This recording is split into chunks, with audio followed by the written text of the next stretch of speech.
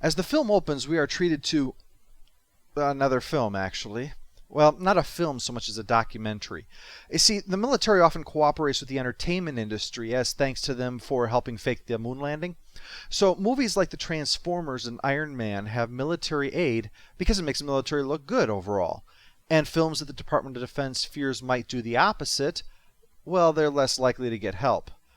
Now that's a sticky situation, certainly. I mean, on the one hand, you don't want to turn Hollywood into a military propaganda machine, and you don't want to compromise artistic vision. But on the other hand, well, not many of us would be keen on getting involved with something that makes us look bad. There was a sticking point with the military over an aspect that I'll get to later, but suffice to say it was a deal breaker. So without the means to get direct help, the filmmakers instead turned to a combination of stock footage and this, footage from First Strike, which opened with a short film illustrating a Soviet first strike against the U.S., the result being annihilation of so much of the American military forces that the Soviets could issue an ultimatum not to retaliate, or they would also wipe out the American population centers. So basically the film was, we got nuked and we're told to lube up and take it. Now you might be saying to yourself, Chuck, I thought you said that they wanted the military to look good, and it sounds like they were rather shit. Well, that's true, but the thrust of the documentary was to show why we needed to modernize our forces. So even though they lost really badly, it raised public awareness of the issue. So that's the difference. Big official-looking stuff like silos, bombers, subs, that's all First Strike. Guys in costumes driving a pickup truck, that's the day after. The film itself starts to get underway with two things going on. A snapshot of the normal world taking place in the American heartland, Lawrence, which is in Kansas, and Kansas City, which is not in Kansas. Don't ask me why. And there's also news trickling in of tension growing in Eastern Europe. The star of the film, at least of his time, he was considered the only real star, is Jason Robards as Dr. Oakes, who was at a teaching hospital. There's a lot of fairly humdrum stuff going on, but that's kind of the point. This is typical everyday life going on, and while it may seem dull to watch, it's preferable to the alternative. It also shows that whatever's going on in the world, life has to continue to go on. You can't hide under your bed every time a tank column accidentally crosses the border. So he's discussing classes, military guys are discussing upcoming leave, the Dahlbergs are trying to set things up for their daughter's wedding to this numbnut, ordinary people doing ordinary things. Hard to believe there was a time when that was what you would see on a major network film, but on the PBS version, it was annihilating millions in the first few minutes. The hard part with this is trying to make ordinary life like that without being dull. You don't want people hoping for nuclear war just to liven things up. But this is explained when Dr. Oak's daughter takes him to an art gallery. Sometimes it's hard to know how to experience a Chinese landscape because the artist doesn't tell you where you're watching from, like in a Turner or a Corot or something. You know why? Because he wants you to be in the landscape, a part of it, not out here looking at it. That's what they're trying to do with this film, to get the audience to put themselves in the landscape, inside of the scenario, to see what a horrible thing it is that's about to happen, as more than just special effects on their TV screens. Speaking of which, at the Hendry farm, they're now watching more news come in, but mostly it's just the talking heads harumphing. The Hendrys are naturally concerned. Their next-door neighbor is a missile silo, always coming over to borrow a cup of plutonium, you know how they are. Actually, it's more of a grim reminder that that place is probably a primary target for any kind of Soviet attack, and the Hendry country charm just isn't going to do much to shield them from a Tsar bomba. Not much different over at the faraway Dahlbergs, where the biggest concern is whether or not Denise should have one last premarital roll in the hay with Kansas Colin Baker here. That's interrupted by dire news from television journalist man. If you don't remember, Germany used to be two countries, East and West Germany, and Berlin, which was in East Germany, was also divided into East and West Berlin. So West Berlin was always a complicated situation historically, and often discussed whenever World War III was brought up as being a focal point. In this case, it was that there were some East German soldiers deserting in that area, the city's roads were cut off, and now all the air traffic was shut down too. For Jim Dahlberg, that's nothing compared to the tensions in the house between his two daughters. Jolene! Jolene, you open this door right now. I'll never talk to you again. Jolene! Mr. Dahlberg, tear down this wall.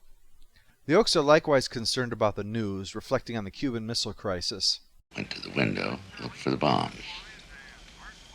Didn't happen. It's not gonna happen now. People are crazy, but not that crazy. It's denial, to be sure, but what else are you going to do? If you're afraid you're going to be dead in the next couple of days because of an argument over half of a city, dwelling on it won't make a difference. You have a choice to abandon your life and try to live in the middle of nowhere to try to survive a war that may never happen.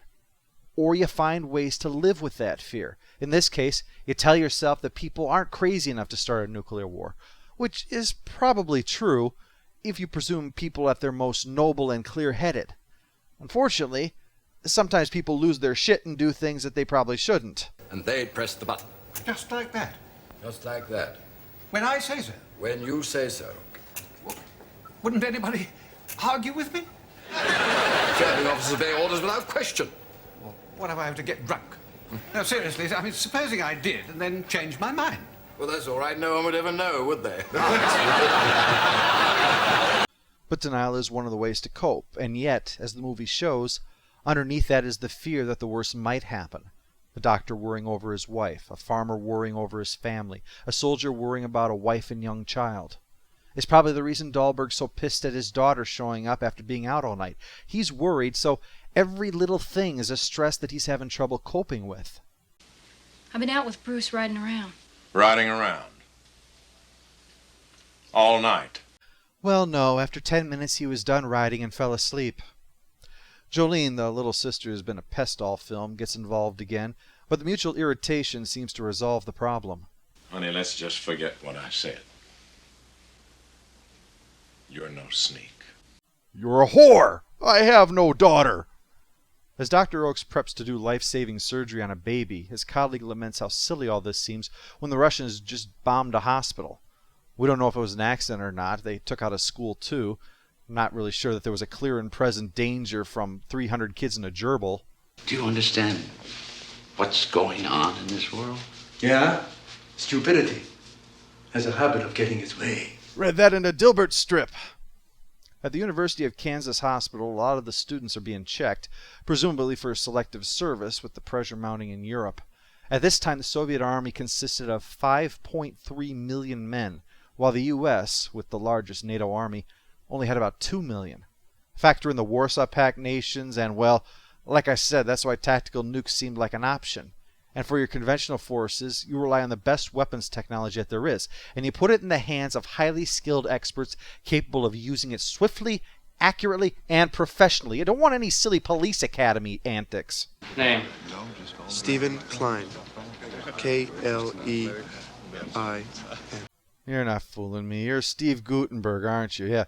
Pentagon says they have some potatoes in North Carolina that need peeling.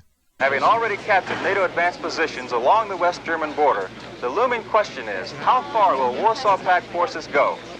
Will the Russians advance straight for the Rhine and defy NATO's declared policy of defense by all means, including the use of tactical nuclear weapons? Well, this leads to a serious agreement between Flounder and Ugly Betty. You think they're making this up? You think this is War of the Worlds or something? Look, did we help the Czechs, the Hungarians, the Afghans, or the Poles?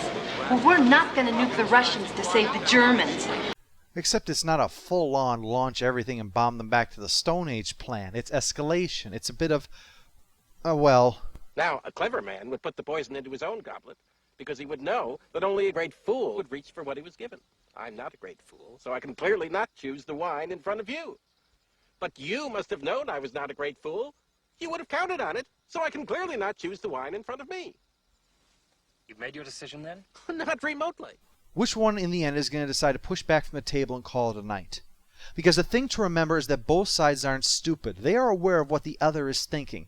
I know what you're going to do, and you know that I know that you know what you're going to do, and I know that you know that I know what you're going to do. But I may mistakenly think that you know that I know that you know that I know what you're going to do, when in reality, you only think you know that I know that you know what I'm going to do. And what happens then? Don't ask me, am I John fucking Nash here? In that clip I showed before of the Prime Minister, the question was asked of him, when would you push the button? And while that may have been a comedy, the answer is nevertheless obvious. You push it when you have no choice. But the other side knows you won't push it unless you have no choice. So they're not going to put you into a position where you feel you have no choice. They're going to go less than that, small steps. You won't launch an all-out nuclear war specifically because of one other country being invaded. But if you feel that that's part of the strategy to win by small advances over you, then you think you understand what they're doing, and it is really about that last step. And you're going to be tempted to escalate things like here, not only to stop, but to discourage the other side from trying anything again, to show how committed you are, that you see what they're doing and you're drawing a line in the sand that's saying you won't let them do that. It would almost certainly never be that they invaded and now we're pushing the button.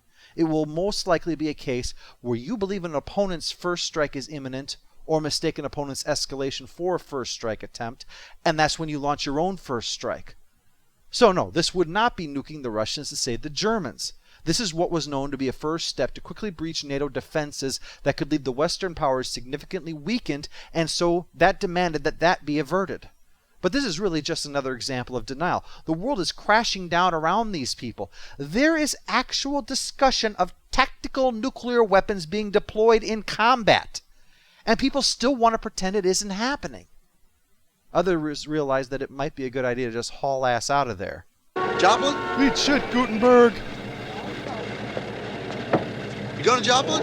I hated 3 Men and a Baby. But even as the guys in the barber shop discuss what might happen, Kansas Colin Baker's in denial.